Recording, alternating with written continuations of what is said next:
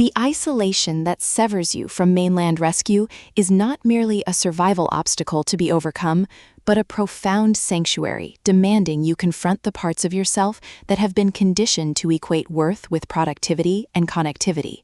And true resilience requires not escaping the island through frantic ingenuity alone, but integrating the weight of stillness until endurance becomes an act of radical self-reclamation rather than performative busyness. In Stranded in the Keys, Matthew Rief transforms the adventure thriller trope into precise exploration of ecological sovereignty and embodied accountability,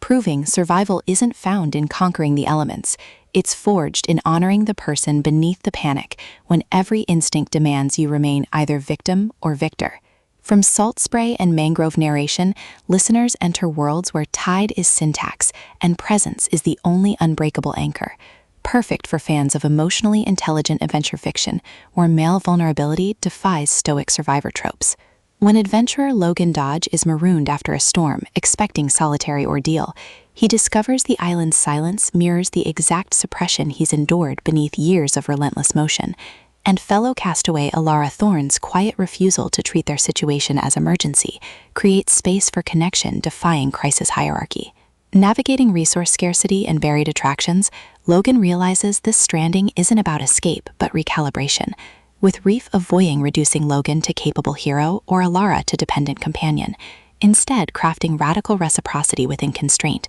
where trust is earned through honoring boundaries, even as danger blurs them. And audiobook narration amplifies this alchemy by capturing Logan's disciplined focus fracturing into clarity, and Alara's guarded intensity revealing warmth beneath vigilance, making listeners feel seismic shifts of souls learning some rescues can only be claimed when you stop letting timelines define their validity. What elevates this beyond typical adventure fare is portraying survival intimacy as somatic practice rather than sensationalized ordeal, with Logan confronting how achievement culture equated worth with output, while Alara creates sanctuary where his contradictions exist without diminishment, their relationship evolving through shared silences during tidal watches, bypassing performance, rhythms protecting both physical integrity and psychological safety, and mutual defense against despair mistaking tenderness for weakness, supported by absent loved ones encoding suppressed longing, elders carrying intergenerational weight, and the keys themselves absorbing centuries of unspoken bargains, reinforcing that in extraction-based systems, tenderness toward process is technique and presence is sustainable resource, with foraging rituals mirroring emotional attunement and shelter building becoming metaphors for earned trust.